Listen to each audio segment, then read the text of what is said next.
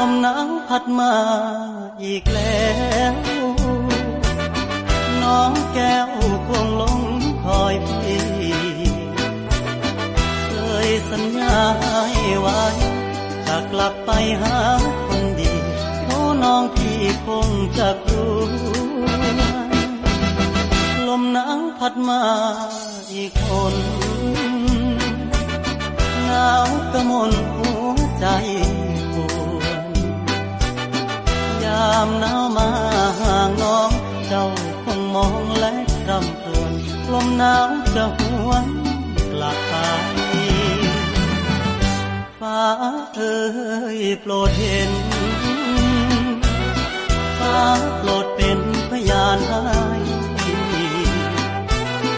ความรักยังไม่คลอนนิรันดร